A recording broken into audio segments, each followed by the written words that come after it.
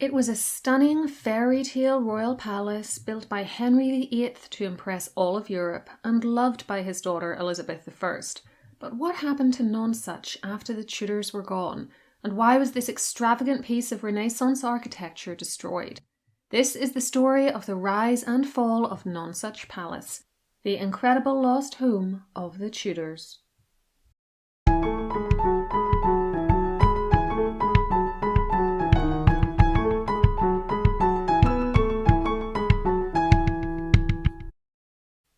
Nonsuch Palace was the brainchild of King Henry VIII, who, despite not lacking in homes, he already had pads including Windsor Castle, Whitehall Palace, Greenwich Palace, and even the Tower of London, which was technically a royal residence, decided in the final decade of his reign that more is better, and he wanted to build a new house which would be so incredible that there would be none such like it in the world, thus the palace's name.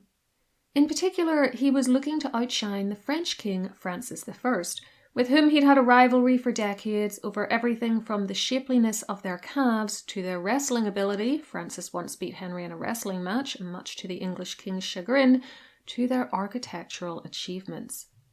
Though it was officially billed as another hunting lodge for the aging king and somewhere for him to relax for his solace and retirement, really this was a vanity project.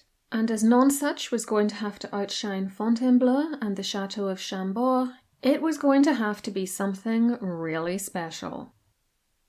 Land for the new project was purchased by the king in Cuddington, Surrey in April 1538, and I've seen several sources say that it was for the 30th anniversary of Henry's accession, but gang, he came to the throne in 1509, so no it wasn't. I think the issue here is that one writer said it was for the 30th anniversary in an article written back in the 1980s, and then everyone else has just unthinkingly copied him. But 1538 was the 29th anniversary of Henry's accession. The location placed it within a day's ride of London, and there was already a village called Cuddington on this spot, which had been there since at least the 11th century, for it appears in the Domesday Book. However, it probably won't surprise you when I say that the fate of a few villagers wasn't going to keep Henry VIII awake at night. He had the whole place pulled down to make way for his new house, including the already ancient Norman church and the quite new manor house. The displaced lord, Richard Coddington, got some lands in Norfolk for his pains, and some farmers who held lands by freehold were bought out. I don't know if there were other poor plebs who got kicked to the curb, but it wouldn't surprise me.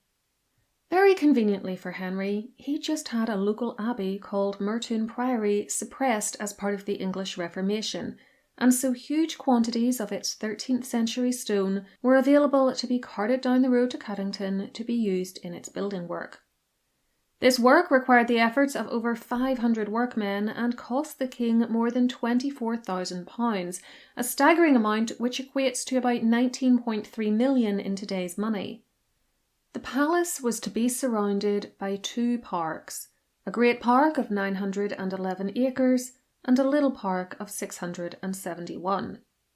These contained over 1,000 deer for Henry VIII's use during its early days, but the building work still wasn't complete by the time of his death in January 1547, and he had barely used the palace, staying there just a few times, including twice in 1545, on the latter occasion for several days. His sixth queen, Catherine Parr, also visited briefly in September 1544 and dined at the new house. The English writer and historian John Leland, who lived between 1503 and 1552, left a tantalising description of the palace, which is rather light on details, but certainly gives off that fairy tale vibe I mentioned earlier. In the notes to his poem, Signia Cantio, written in 1545, when the palace was still being built, he said that, "Here Henry VIII, in his magnificence, erected a structure so beautiful, so elegant, and so splendid, that in whatever direction the admirer of florid architecture turns his eyes, he will say that it easily bears off the prize. So great is the emulation of ancient Roman art, such are its paintings, its gilding, and its decoration of all kinds, that you would say that it is the sky spangled with stars. Long life to a king who spares no expense, that the ingenuity of his artists may exhibit such wonders, which ravish the minds and the gaze of mankind by their magnificence. Leland may have wished Henry long life, but the king didn't get it, and his death began a new chapter in the palace's story. The beautiful structure, as John Leland had termed it, was inherited by Henry's 9-year-old son, Edward VI. Then, when Edward died in 1553, by Henry's daughter, Mary I. Mary wasn't keen on the still unfinished palace and considered having it torn down, despite its youth, in order to save the money that she was having to spend on its upkeep. She was persuaded not to do so by Henry FitzAlan, 12th Earl of Arundel, who was the Lord Steward of her household. According to an early biography of the Earl, written not too long after his death, Arundel, quote, "For the love and honour he bare to his old master, Henry VIII, desired to buy the same house by grate of the Queen, for which he gave fair lands unto her Highness, and having the same, did not leave till he had fully finished it in buildings, reparations, pavements, and gardens, in as ample and perite sort," I'm not sure what perite is meant to mean unless it's a botched spelling of perfect, "as by the first intent and meaning of the said king his old master, the same should have been performed. And so it is now evident to be beholden of all strangers and others for the honour of this realm as a pearl thereof." The main sale took place in 1556, though it took a few more years for Arundel and his son-in-law, Lord Lumley, to get possession of the entirety of the Great and Little Parks from Mary and then her sister Elizabeth I, who came to the throne in November 1558. The FitzAlan and Lumley families would then own the house and grounds for over 35 years, extending and completing the residence and even entertaining Elizabeth there on several occasions, starting in 1559 when she came to stay for 5 days and was sumptuously entertained with banquets, masques and music, and a play put on for her by the children of St. Paul's. Arundel even gave her a cupboard full of plate as a gift. This was more than just showing off for showing off's sake, though. At the time, the Earl believed, with a rather hefty dose of delusion, that Elizabeth might marry him. I don't think I need to tell you that she did not, but she did visit Nonsuch again in 1567, 1569 and 1580, and on the latter occasion Lord Talbot remarked to the Earl of Shrewsbury that "Her Grace liketh well of this place." It is perhaps no surprise, then, that Elizabeth wanted her father's palace back in royal hands. Arundel had died in 1579, but Lord Lumley continued to live at Nonsuch until, in 1591, Elizabeth sought to repurchase it by exchanging it for lands worth £534, and I hope that means they were worth that much in rents each year, otherwise it was a very poor deal for him. Lumley, though, retained a lease on the Great Park and stayed on as keeper. What was it the Queen actually saw, though, when she looked at Nonsuch? The earliest image we have of it dates to 1568 and was created by Joris Hofnagel. It was then used as the basis for an engraving of the palace by Franz Hugenberg, with an image of Elizabeth I arriving in a Cinderella-esque coach added into the foreground, and published in Volume 5 of a book called Civitates Orbis Terrarium, meaning Cities of the World, which came out in 1598 and was created by Hugenberg and another man called George Braun. The image shows the palace with octagonal towers at each end and a clock tower in the centre, all surmounted by the same onion top ornamentation that can be seen on the White Tower in the Tower of London. There is a high wall in front of it, as you'll hear shortly this was to enclose its gardens, and some outbuildings between the palace and the wall and to the viewer's left. The front of the main house is heavily decorated with imagery depicting scenes from mythology, religion and history, and we even know who created these, for Henry VIII had managed to poach King Francis's stucador, basically an expert plasterer, Nicholas Bellin, from his job at Fontainebleau, and flatly refused to extradite him back to France when the French king asked for him. It was almost certainly Bellin who created this series of stucco reliefs, meaning beautiful plaster reliefs, which made Nonsuch so eye-catching. Finally, the image shows the gorgeous countryside around the palace, which formed the great and little parks in which it sat. As for written descriptions, despite having been started in the late 1530s and largely complete by the late 1540s, the earliest useful descriptions we have, which provide really specific details about its appearance and layout, come from the 1580s. The first was written by the rector of a nearby parish, Anthony Watson, sometime between 1582 and 1590, though probably closer to the earlier date. It is composed of some very florid language and is extremely detailed in its own way, so I'm going to mostly summarize it for you here and keep the quotations pretty light. Watson described Nonsuch as being situated in the most beautiful countryside, with a large, four-floored, four-towered gatehouse at its entrance, with pinnacles on top of it, held up by little animals, and at the top bear, dogs and griffins and lions resting on decorated shields. He describes a kitchen court, stables, and a middle gatehouse with a clock tower, the bell of which rang every 30 minutes. There were 2 exterior quadrangles or courts formed by the walls of the palace, an outer and an inner one. The inner court boasted a beautiful fountain, a statue of King Henry enthroned and treading on a lion, and it was separated into a king's side and a queen's side. The exterior walls of the palace, he says, were covered in the mythical, religious, and historical images I've already mentioned to you, and which are too numerous to detail here. The king's quarters began with a guard chamber and also included a presence chamber and a privy chamber, with generous windows and a kind of fountain in the shape of a silver serpent that provided drinking water. Beyond that lay another room leading both up to a lofty tower and 2 other rooms for the king, and down to a garden. Moving on, you came to Henry's bedchamber, which connected to a gallery and looked out on a beautiful little garden, complete with marble fountain and 16 ivory columns. As for the Queen's quarters, these were accorded the unrestricted benefit and use of the gallery, and are set off as far as the gate of Penthesilea, who was an Amazon warrior queen, and Nonsuch presumably had a gate named after her, if I'm understanding this correctly, by the same dimensions and ornamentation.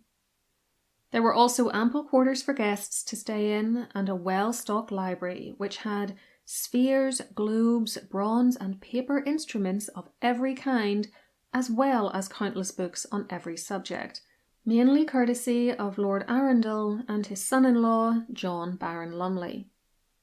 The gardens were a wonder too.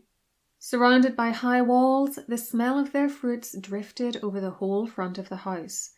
There were honey-sweet plants, and all kinds of other shrubs and plants mingled in intricate circles. Animals, including deer, rabbits, and dogs, ran around the park, and depending on the season, the household will have had fresh cherries, plums, mulberries, thyme, pears, apples, rosemary, hyssop, and figs to eat, plucked directly from outside the palace walls. There were ancient oak, elm, walnut, and ash trees too, clearly spared from when the village of Cuddington was being flattened, and dotted around the gardens were statues and fountains. One was a statue of a nymph, possibly Venus, quote, "from whose tender breasts flow jets of water into the ivory-coloured marble, and from there the water falls down through narrow pipes into marble basins."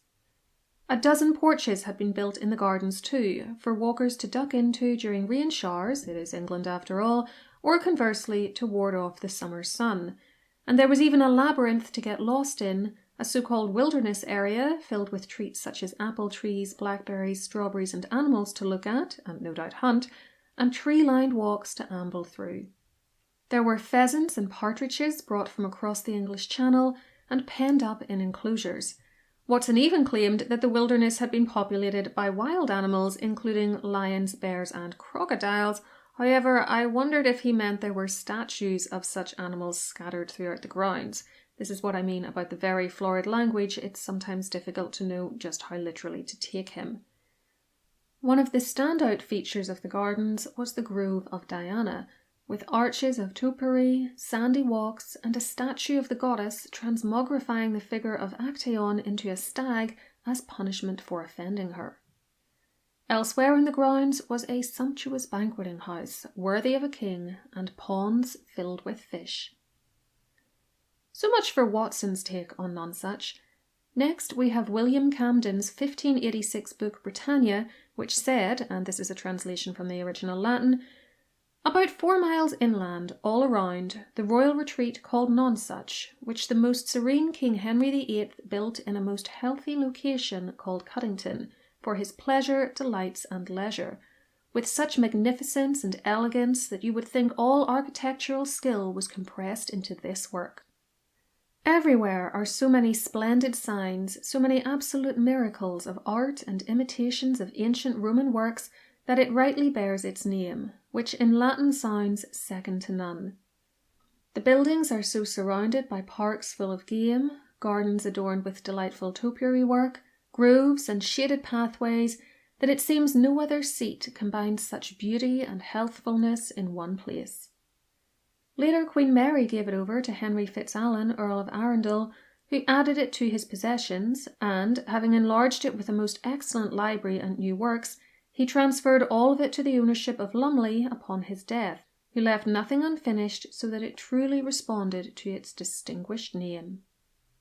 Camden's book proved highly popular and went through many editions, but he didn't add a great deal to his description of Nonsuch in those later versions of Britannia.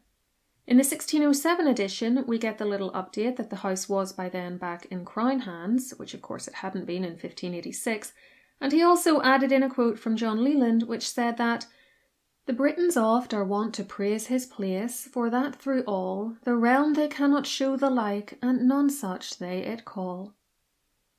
Camden wasn't the only one writing about the palace.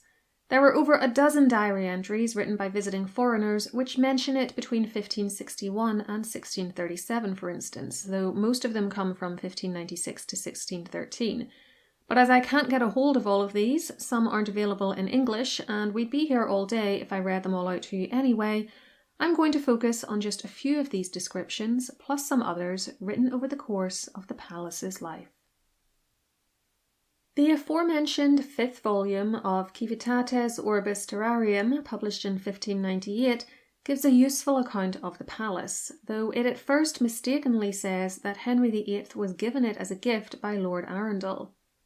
After that, though, this book said of the king that he, having graciously accepted it, declared that he would take care it should always deserve to retain this name of Nonsuch. With this view, he procured many excellent artificers, architects, sculptors, and statuaries, as well Italians, French, and Dutch as natives, who all applied to the ornament of this mansion the finest and most curious skill they possessed in their several arts, embellishing it within and without with magnificent statues, some of which vividly represent the antiquities of Rome, and some surpass them. There is a great court, very large and spacious, capable to receive all the nobility of the king, and horsemen in great numbers, in the midst of which there is a marble fountain which raises water in abundance for various purposes for the use of the mansion, and remarkable for the exquisite ornament of the various statues which surround it. At the entrance of the mansion, the artificers have created an echo which is admirable, having ingeniously made so many cavities and holes in the arches that they return the voice and the sound of trumpets, not merely one time, but 4 or 5, very distinctly. We also find another description from 1598, this time in the work of German traveller Paul Henser, who visited England in the later reign of Elizabeth and wrote up an account of his travels. And as you'll hear, he shamelessly plagiarized Camden for much of this, which does make me wonder just how much we can trust him in general, but he provides so many additional details that I think he's probably still of value. He said, "Nonsuch, a royal retreat, in a place formerly called Cuddington, a very healthful situation chosen by King Henry VIII for his pleasure and retirement, and built by him with an excess of magnificence and elegance, even to ostentation. One would imagine everything that architecture can perform to have been employed in this one work." I think you can really hear where he's copying Camden here. You're just getting a slightly different translation of what Camden said. "There are everywhere so many statues that seem to breathe so many miracles of consummate art, so many casts that rival even the perfection of Roman antiquity, that it may well claim and justify its name of Nonsuch, being without an equal, or as the poet, meaning John Leland, sung, "This which no equal has in art or fame, Britons deservedly do Nonsuch name." The palace itself is so encompassed with parks full of deer, delicious gardens, groves ornamented with trellis work, cabinets of verdure, that's vegetation, and walks so embrowned by trees, that it seems to be a place pitched upon by pleasure herself to dwell in along with health. Henser then finishes with what seems to be a fresh description of his own rather than regurgitated from Camden, saying, "In the pleasure and artificial gardens are many columns and pyramids of marble." These pyramids, by the way, were more like tall triangular spires than the wide-based pyramids we associate with ancient Egyptian architecture. 2 fountains that spout water, one round, the other like a pyramid, upon which are perched small birds that stream water out of their bills. In the grove of Diana is a very agreeable fountain, which Actaeon turned into a stag, as he was sprinkled by the goddess and her nymphs with inscriptions. There is besides another pyramid of marble full of concealed pipes, which spurt upon all who come within their reach. This was Nonsuch at the end of the 16th century. Elizabeth continued to make visits to it over the remainder of her reign, and was there in 1599 when one observer noted that "Her Majesty is returned again to Nonsuch, which of all other places likes best." She was there again, riding and hunting in the park in 1600. In fact, it was at Nonsuch that a famously scandalous event occurred, when her one-time favourite, the young and impetuous Earl of Essex, just returned from Ireland, burst into her chamber one morning before she was dressed and made up. Soon afterwards he was arrested, and after rebelling against her in 1601, he was executed. Elizabeth died in March 1603, and her throne and all her homes were inherited by James VI of Scotland, who became James I of England. He settled Nonsuch upon his wife, Anne of Denmark, but she found Lord Lumley's continued presence in the Great Park as keeper an annoyance, and he was presumably bought out at some stage, though we don't know when. The house was inherited by Charles I upon his accession to the throne in 1625, and he was there creating knights that year and in 1629, 1630 and 1632. He gave it to his wife, Henrietta Maria of France, and in her possession it remained until the interregnum, when, with the execution of her husband in 1649, it was taken off her by the parliamentarians. Backing up just for a minute, it is from the early-ish years of the reign of James I that we get our other contemporary image of Nonsuch. It is dated 1610 and appears in a 1611 book by John Speed called The Theatre of the Empire of Great Britain. Situated in the corner of a page dedicated to a map of Surrey, it is a close-up of the south front of the house, and we can see its octagonal towers once more, as well as the central clock tower, and, if we look very closely, those incredible stucco figures decorating the front of the building. We also get an idea of the formal gardens laid out in front of the house and seen at the bottom of the image, including some of the statues placed in them.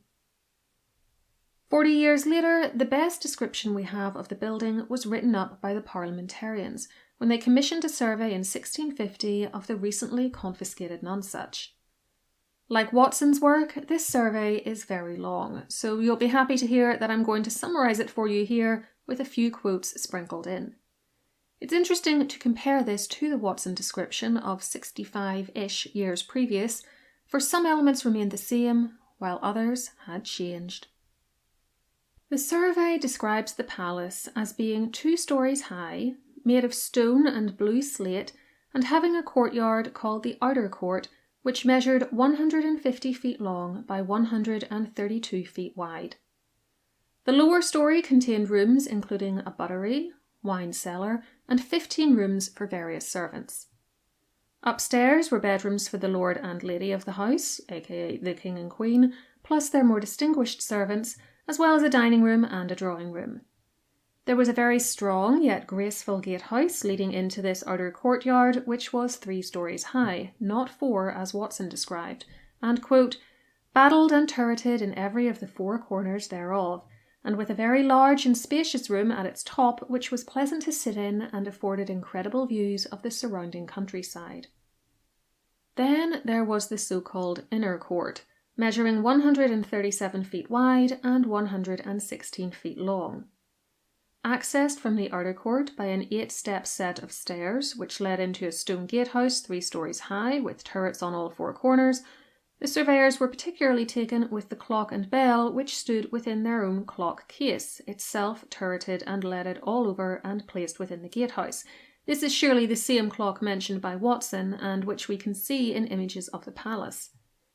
The inner court sat within a 2-story building, the lower story of which was made of stone and the upper of wood, richly adorned and set forth and garnished with variety of statues, pictures, and other antique forms of excellent art and workmanship, and of no small cost, all which building, lying almost upon a square, is covered with blue slate.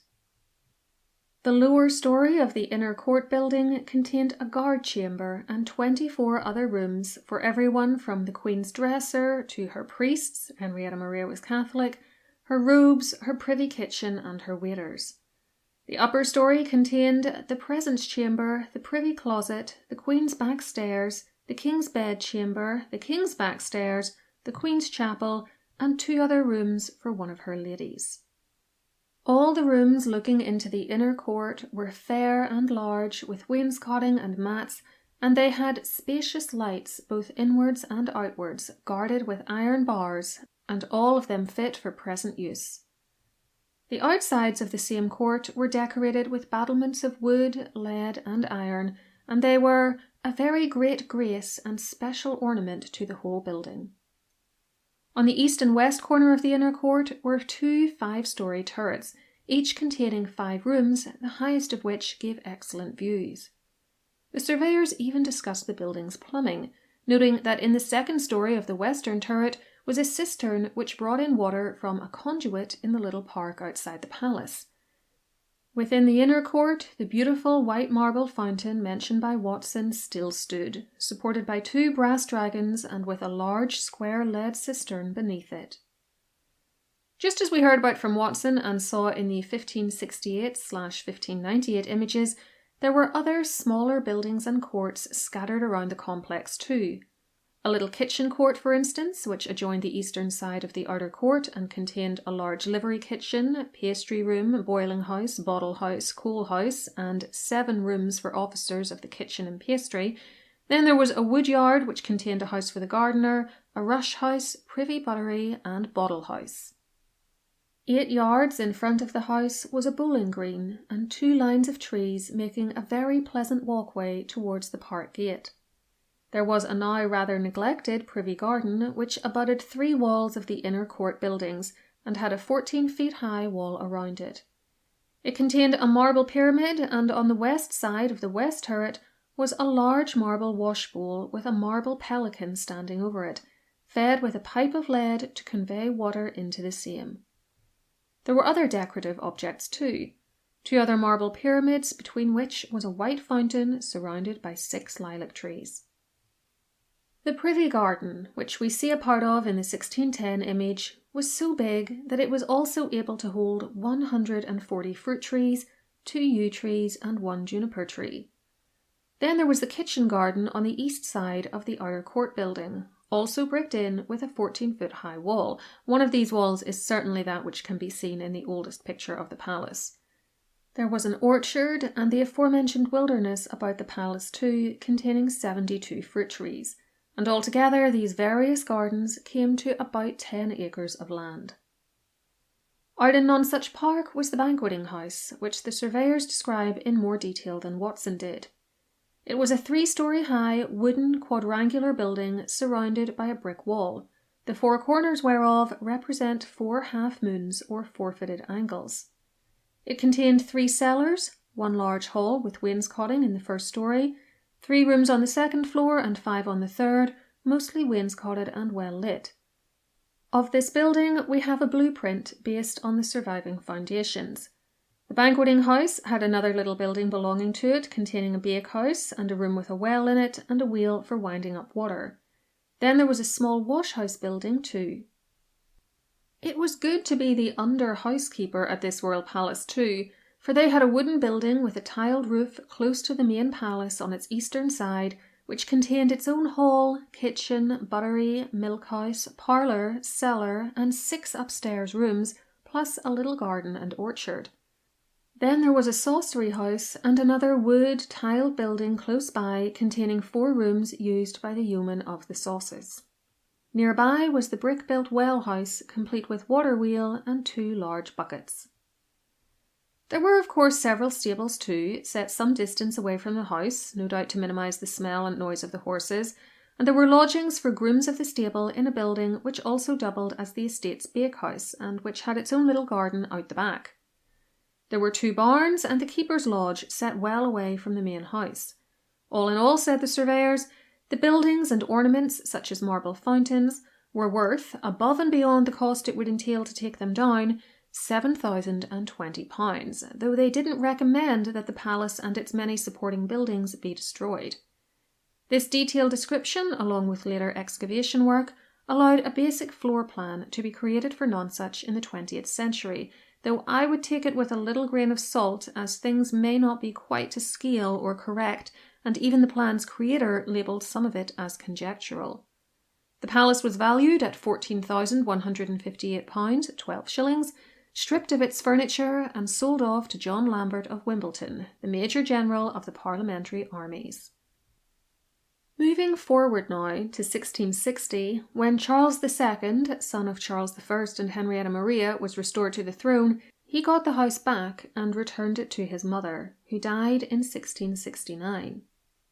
During this period, though, the Great Plague occurred in London, and as a result, presumably for safety, the palace was requisitioned to be used for the office of the Exchequer on the 26th of July 1665.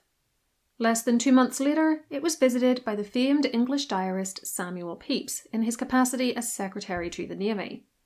He had the following to say about it on the 21st of September that year.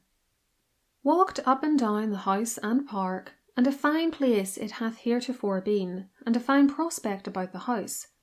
A great walk of elm and a walnut set one after another in order, and all the house on the outside filled with figures of stories and good painting of Rubens or Holbein's doing. And one great thing is, that most of the house is covered, I mean the posts and quarters in the walls, covered with lead and gilded.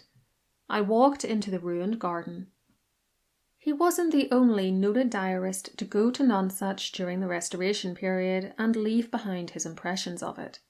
John Evelyn went on the 3rd of January 1666 to have dinner with a friend who was working there, and had the following to say about it.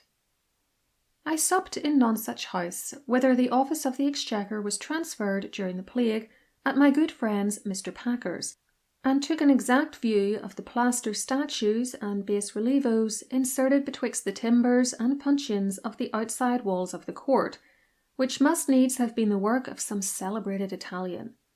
I much admired how they had lasted so well and entire since the time of Henry VIII, exposed as they are to the air, and pity it is they are not taken out and preserved in some dry place. A gallery would become them.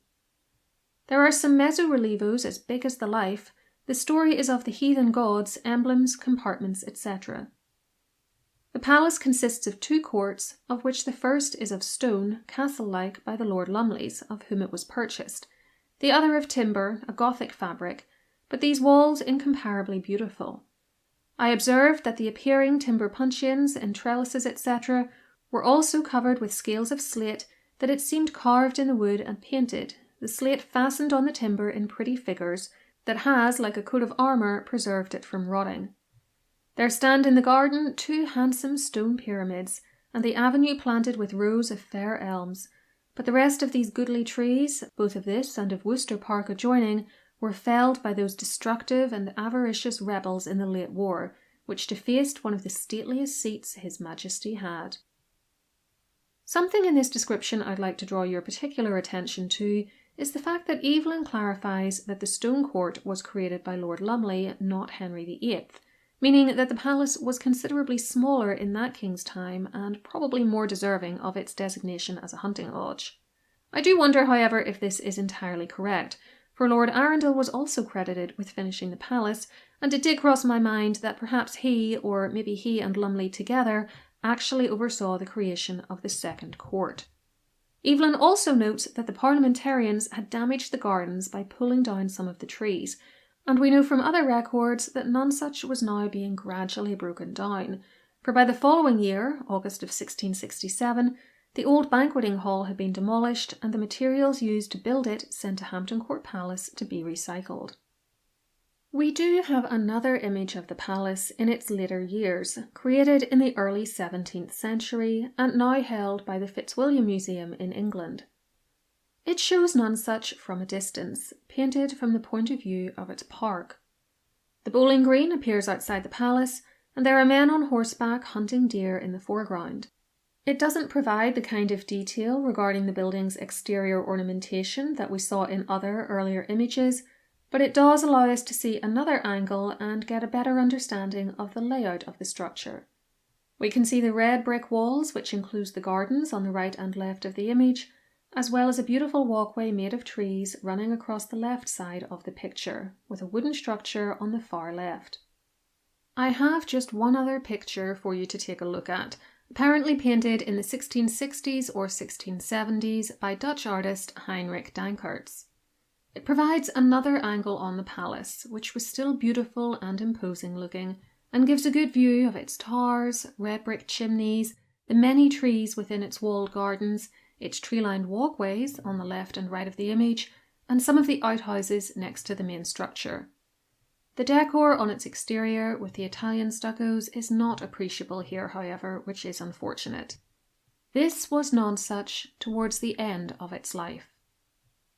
Charles II, to whom it evidently reverted after his mother's death, is famous for his many mistresses, and one of his favourites was Barbara Villiers, Countess of Castlemaine, who he created Duchess of Cleveland and Baroness Nonsuch in her own right in 1670.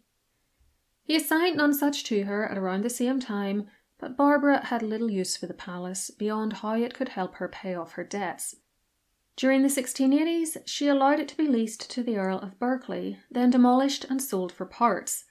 By the end of the century, it was gone.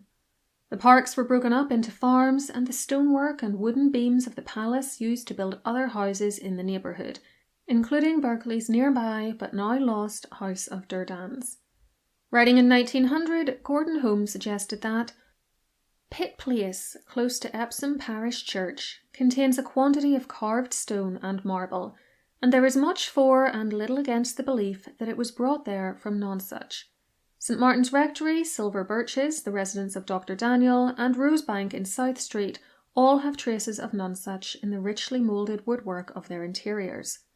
Some barns at Ewell are remembered to have contained some carved beams in their roofs, but they were pulled down many years ago. In fact, the only pictorial hint we have as to what Nonsuch's interiors looked like while they were still in situ are a couple of reliefs now housed in Lumley Chapel in Cheam. They are at the base of the tomb of Jane Lumley, daughter of Lord Arundel and wife of John Lumley, who died in 1578. In 1959 to 1960, the area was excavated and the footprint of Henry VIII's great palace rediscovered, along with thousands of bits of rubble.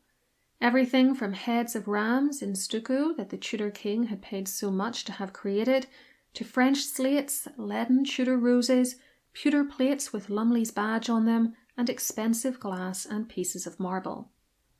It also became clear just how unsentimental Henry had been when he was building, for according to Historic England, the excavations revealed that the palace's inner court was laid out around the surviving foundations and above the graveyard of the original Norman flint and stone-built church. Underlying traces of an earlier timber-built church were also discovered, and over 100 burials were found within the surrounding graveyard. Talk about walking over people's dead bodies to get what you want. Sadly, a few shards, mostly beneath ground level, are all that is now left of Nonsuch, and so we come to the end of our history of the palace, which existed for barely a century and a half, making it one of the shorter-lived royal residences in English history. I hope you enjoyed hearing about it. If so, please give the video a thumbs up and subscribe to the channel with the notification bell switched on so that you get updates when I upload. If you're already subscribed, you might also want to check that notifications are indeed on, as I sometimes hear back from some of you that you haven't been getting them and YouTube seems to have randomly switched them off for you. If you'd like to get more from me, you can join my YouTube membership for extra perks, or find me over on Patreon, where I release even more bonuses, including early access to ad-free videos and extra podcasts.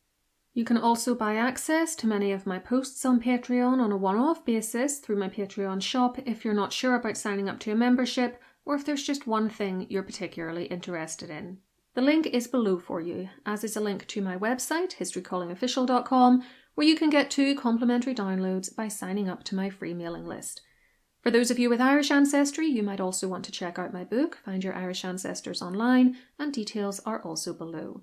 Finally, a big thank you to those of you who very kindly support the channel using the thanks button underneath videos. Let me know below if you would like the Nonsuch site to be further excavated, or if you think it isn't really worthwhile at this point. And to learn more about other famous royal homes, watch one of these videos next. Whatever you choose, please enjoy, and until next time, keep learning.